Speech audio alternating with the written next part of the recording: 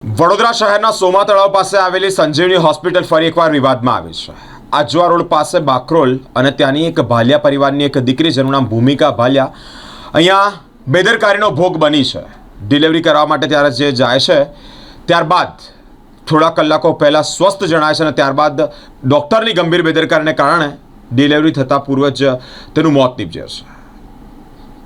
એક બેબી એક નાનું બાળક અને તેનું મોત નિપજતાની સાથે જ પરિવારજનો આક્રોશ ઠાલવી રહ્યા છે અને કહી રહ્યા છે કે સંજીવની હોસ્પિટલના ડૉક્ટરોની ગંભીર બેદરકારીને કારણે માતા અને આ બેબીનું મૃત્યુ નીપજ્યું છે।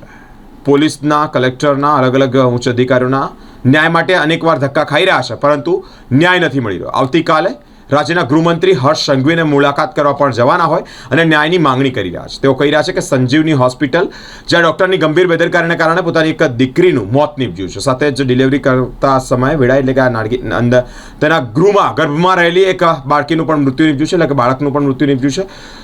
તે અંતર્ગત ન્યાયની માંગણી કરી રહ્યા છે અને કહી રહ્યા છે કે સંજીવની હોસ્પિટલને તાળા વાગવા જોઈએ, સાથે જે ડૉક્ટર દ્વારા જે તબીબ દ્વારા ડિલિવરી કરવામાં આવી છે તેની પણ આ ડિગ્રી લઈ લેવી જોઈએ, એટલે કે પરત ખેંચી લેવી જોઈએ। ન્યાય માટે આવતીકાલે રાજ્યના ગૃહમંત્રી હર્ષ સંઘવીને મળવા જશે તેવી માહિતી હાલ અત્યારે સામે આવી રહી છે। મારા વાઇફ થાય છે ભાલિયા ભૂમિકાબેન। અમે પોસ્ટમોર્ટમ કરાવ્યું, પછી અમને એવું કીધું કે FSL રિપોર્ટ આવશે પછી એની કાર્યવાહી થશે એમ। અમારી અત્યાર લગીને કોઈ કાર્યવાહી થઈ જ નહીં અને કાચી FIR કરી છે। અમારે આ કડકના કડક પગલાં લીધા હોય તો આ ભાઈ જોડે આવો કેસ ના બને। આપે ક્યાં એડમિટ કરાયો હતો? સંજીવની હોસ્પિટલમાં। અને ત્યાં શું કહેવામાં આવ્યું હતું ડૉક્ટર દ્વારા જ્યારે ડૉક્ટર લોકો એવું કહેતા હતા કે પહેલાં નોર્મલ ડિલિવરી થઈ જશે। આ લોકો એટલું કોન્ફિડન્સથી કીધું કે નોર્મલ ડિલિવરી થઈ જશે। અમે બપોર લગીને રાહ બી જોઈએ, અમે બપોર કીધું કે ના નોર્મલ થાય તો સીઝર કરી નાખો, તો આ લોકોએ સીઝર બી ના કર્યું। પછી છેલ્લા લાસ્ટ ટાઈમ પર 1 વાગે મેડમ ઝરના પટેલ ઘરે જતા રહ્યા હતા। પછી છેલ્લા 5:30 વાગે આવીને કે જોયો ને મારા વાઈફને તો તાત્કાલિક કે સીઝર કરવું પડશે કે, તો આ લોકોએ તાત્કાલિક મારી સહી લીધી અને કોરા ફોર્મ પર બી એને મારી સહી લઈ લીધી હતી ઝરના પટેલે, અને તાત્કાલિક એને સીઝર કરવું। પછી સીઝર કર્યા પછી મારા વાઈફને બ્લડિંગ જ બંધ ના થયું। તો ડૉક્ટર અને મને તમે ફરિયાદ કરવા ગયા પોલીસ સ્ટેશન, તો ત્યાં શું કહેવું એમનું? પોલીસ ફરિયાદ લીધી? પોલીસ ફરિયાદ લીધી। પોલીસ ફરિયાદ બી અમારા ધક્કા જ ખવડાયા કરે છે અત્યાર લગીને અમે ધક્કા જ ખવડાયા છે। કયા પોલીસ સ્ટેશનમાં ગયા? Kapurai police station. કઈ પગલાં નથી લીધા? કંઈ નથી લીધા સર। પોલીસ ભવન કેટલા વાર આવેદન આપ્યું છે? પોલીસ ભવન એકવાર આપ્યું, કલેક્ટર કચેરીમાં એકવાર આપ્યું અને આ બીજી વખત પોલીસ કેટલા પોલીસ દિવસ ભવન। થયા આ બનાવને? 3 મહિના અને 8 દિવસ જેવું થયું છે। હવે માંગ શું તમારી? અમારે તો કડકના કડકની કાર્યવાહી થવી જોઈએ। કોઈ સાથે આવો બનાવ બીજી વખત બને ના। કોના વિરુદ્ધમાં? ડૉક્ટર વિરુદ્ધ। અને આખું દલપત કાદર અને ઝરના પટેલે મારા વાઈફનું સીઝર કર્યું હતું। શું નામ આપનું? ભાલિયાકરણ। તમારી સાથે પહેલાં શું હતું, શું બનેલું? અમારી સાથે એવું હતું કે આમાં સંજીવની હોસ્પિટલમાં ભાઈની વાઈફ છે ને એને ડિલિવરી માટે લઈ ગયેલા સવારમાં અમે, તો એ લોકોને અમે સવારમાં લઈ ગયા ડિલિવરી માટે, તો સવાર સુધી બપોર સુધી કંઈ ડિલિવરી જ ના કરી।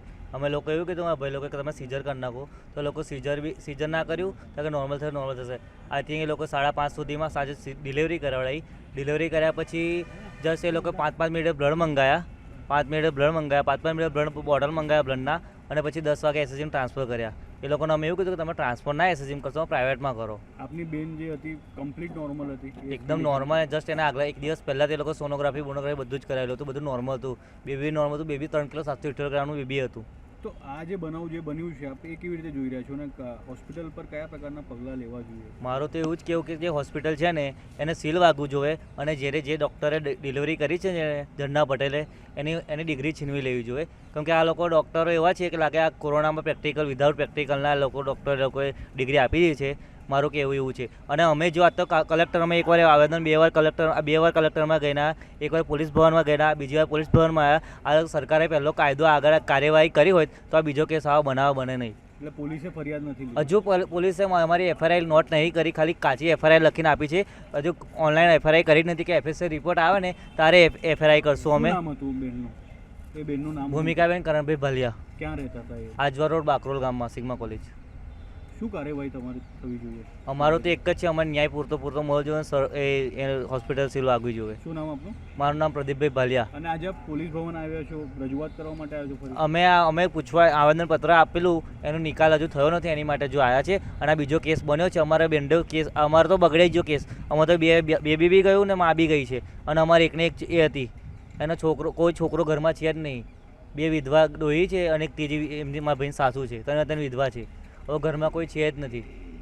હવે એકને એક મારો ભાઈ છે એકલો, તો એ બી ઘર જવા બની રહે છે બી, કારણ કે હવે કોઈ છે જ નહીં, આશરો છે જ નહીં કોઈનો. અને આ લોકોને સરકાર આટલો કાર્યવાહી કે આગળ પગલાં ભર્યા હોય અત્યાર સુધીમાં, તો આ તો બીજો કેસ, આ બીજો ભાઈનો જે કેસ બન્યો છે ને બીજો બનાવ બને નહીં. અમારો એક જ માંગ છે કે સરકાર પગલાં લે, અમારા કાર્ય પૂરતો ન્યાય મળે. બસ. મારું નામ પ્રદીપભાઈ ભાલિયા.